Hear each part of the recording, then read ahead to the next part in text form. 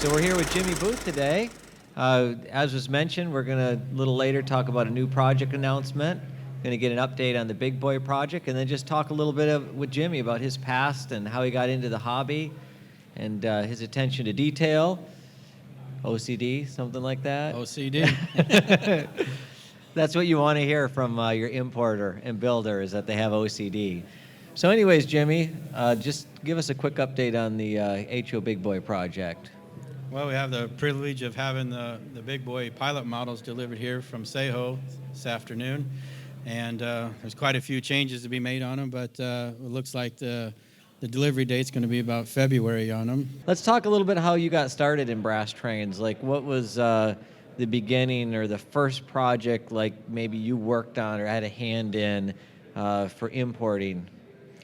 Well, I started out probably from infancy with the brass models. I was probably about 2 years old, and my dad just got his first 10 Shoto Big Boy. And he let you play with it? Not quite, but I played with it without him being there. Oh, okay. But what happened is he put it on his dresser to display it, and I was in the crib, and my mom was cleaning the bedroom, and she rolled the crib next to the dresser, and the Big Boy was on a doily, and I grabbed the doily and pulled the Big Boy off onto the floor, and it blew up into several pieces. Wow. So my dad came home from work, and my mom was sitting there shaking, but my dad took a look at it and put it in a box, and he says, well, one day I'm going to make him fix that. I thought you were going to tell me you started soldering at 3 and fixed it then. No, not quite, but it got to be my toy after a while throughout the years, so that was kind of my first introduction into brass. I had this 10 Shoto Big Boy to play with as a kid. So how long did it take you to fix it? So over the years, we kind of progressively worked on it and messed around with it, but probably, I'm going to guess, when I was about 12, 13, we finally fixed it up and made it look like a Big Boy again. So, but it was a nice project to start out with. And now you come full circle because you've imported full circle, and now I got a Big Boy sitting there. Very so nice. It's pretty neat. So, and then everything for me, I've loved drawing. When I was a kid, instead of drawing people and houses, I always was drawing cars and trains with crayons or pencils and everything. And which is harder than people think. yeah, it's difficult, but as a kid, I just loved that. And so when we went to high school, they offered a drafting class, and so I got to learn how to draw properly on that level. And the last 2 years of our class, there was a handful of us that were so advanced with the architectural part of the drawing that they had a special program that you could have college credits for this advanced drafting, and everybody went into the architectural field, but I wanted to go into the mechanical field. So I was like the odd man out in the class. And so the professor he says, well, I want you to reconstruct something mechanical, and my dad and I always had this love affair with the UP060.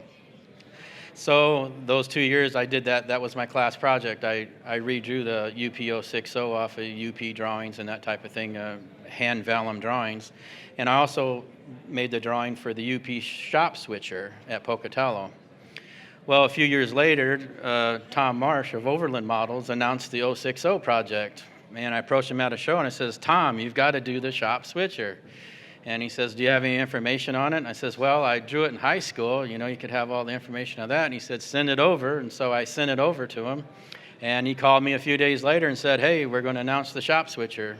So it's a pretty neat project. And what's nice about it is, as you well know, that's probably one of the rarest of the Overland models to pick up is that shop switcher. Well. Yeah, it's a neat piece. So that was kind of neat to be able to start off with one of my drawings. So how'd that feel when you seen it actually be produced? How old were you then?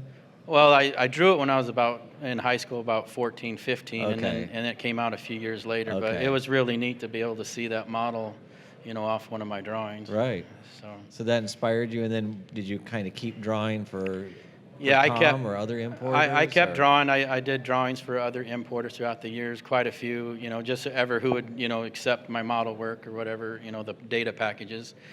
And then one day I decided I wanted to draw K27, and at the same time I befriended Bill Peter of PBL, and he was looking for another project to do. He goes, I don't know what I need to do for my next project. And I says, well, I'm drawing K27. He'd already done a K27 in the past, but I says, I've got this K27 with all the super frame detail on it and all that kind of stuff. And he says, well, let's do the K27. So we did that project, and I ended up working for him. And 32 years later, I'm still working for him. Wow. So Bill, pretty easygoing, or is he a little detail oriented himself? No, or- he's really OCD on the detail. Yeah. So what was nice is, as I was growing up, my dad was like, good is never good enough. There's nothing ever that great. I mean, he always expected more, and he wanted everything to be perfect, and it was like nothing was ever good enough type of lifestyle.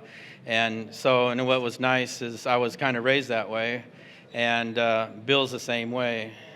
He's a tough old German guy, and everything has to be perfect. And so it worked well for me. He trained me a lot on different facets of the industry, and especially making things work, gearboxes and that type of thing. And so it's been a really nice relationship. And so I got those two, my dad and Bill, to thank for why I'm up here today. So that kind of pressure, some kids spiral downwards. You became a train importer. Yeah, So very similar outcome. Yeah, kind of weird, but it happened. Yeah. So. No, But, that's we appreciate the detail you put into those projects, and it's pretty evident. Yeah, And well, I enjoy it. I have fun. It's, I have to like what I do, otherwise I'll do something else. But I really enjoyed my career, and it's worked out really well. So what are some of the different things you've learned through the years of doing this that's kind of difficult or complicated or very exacting that some of the people here might not be aware of that goes into producing these brass models? Well, that could be like a 6-hour talk, but Which is tomorrow, yeah. right? It's Yeah, tomorrow, unfortunately, yeah. Okay, we don't want to get into that too much. But I think it's the relationship with even the people that you're working with, as far as the experts in the field on a certain locomotive. You've got to have a really good relationship with them, and you also have to have a really good relationship with the people building the models. And so if you can establish a good friendship with them and help them along with the project, you're always micromanaging one or the other. And I think the big deal is that you need to always be thorough. You need to check your work. You got to, and as hard as you do that, and there's so many parts on a model, several hundred parts on a model, and you've got to check every part in every drawing every time. You can't take anything for granted. Even something as simple as an air pump. I mean, hundreds of air pumps have been drawn throughout the years, but yet one day an air pump will show up the wrong size on your drawing or your model. So you can't take anything for granted. You have to cover all bases. And even when you do all of that and you're really careful, sometimes something will slip through. So it's really important to pay attention to all the details. Now, do you find it difficult to keep trying to improve projects as they come out? Because, the customers always want something better and better and more and more it becomes, exact. the level that we're getting at with our models, it becomes more and more difficult because now we're putting details on locomotives that most people can't see or even realize it's there. So it's once again, it's our responsibility to educate the customer, to tell them why these parts are there and what the use for was on the real engine. And if you can help them understand that, then they have a better appreciation for the highly detailed models. Right. And so it's worked out really well. Yeah. And how about the actual building of the models? Because earlier John was talking about some of the Japanese craftsmen, and a lot of us have come to appreciate the quality of that work. But do you feel that similar quality is being done today? Like the builders, in other words, really care about making a great project, right? Yes, they do, and I'll talk about that a little bit more in the keynote, but these people really love what they do, otherwise they wouldn't be doing it. And so they care as much as we do about the quality of the models. They're proud of their work too. They're craftsmen, and so they really appreciate that. And I think if you have a privilege to talk to some of the builders that are here today, maybe tonight at the Parlor Car event, would be a good chance to go up and talk to them. But they're really proud of their work, and they want their models to be well represented too. So it works both ways. And I think if anybody here has the opportunity to do that, it's nice because we all, appreciate feedback. We all want to hear good job, right? Even like we're just flipping burgers, you want to hear good job. Yeah. But I think sometimes the builders, they get negative feedback because that might be the loudest voice in the room. But I know we hear, and I'm sure you hear, a lot of positive feedback, but for them to hear it, shake hands with some of you guys that collect it and like it, I think that would mean a lot to them and kind of send them back build us some more great models. Yeah, criticism's nice, but when you compliment the builder on a project or even the importer, it really helps because we need to know that we're doing our job. And although the models sell, and you say, well, that should be your thank you, it's still nice to hear it from the customer because it is a lot of work. There's a lot of long hours, a lot of long nights, a lot of stress, and so it's nice to be able to get feedback from the customer, both negative and positive, but hopefully mostly positive. Yeah. And that was one of our goals with this particular event is to kind of put face behind the product a little bit. So like if you go over to where there's catalogs and stuff, there's a lot of pictures of some of the ones that have worked on it.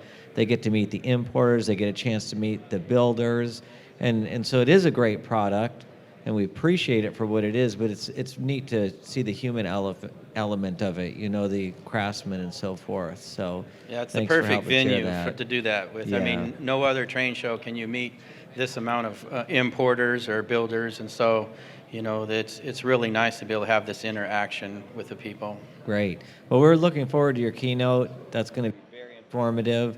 For right now, we talked about a special project announcement, so you want to go ahead and tell us what that is? Well, we're looking forward to, with the success of the Big Boy project, we've had a lot of people say, well, what are you going to do next? What are you going to do next? And so we thought this would be a great opportunity to introduce our next project, which will be the Pennsylvania T1.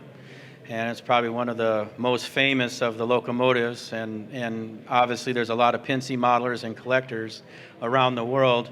And this T1 will be special. It'll be the same detail level as the Big Boy.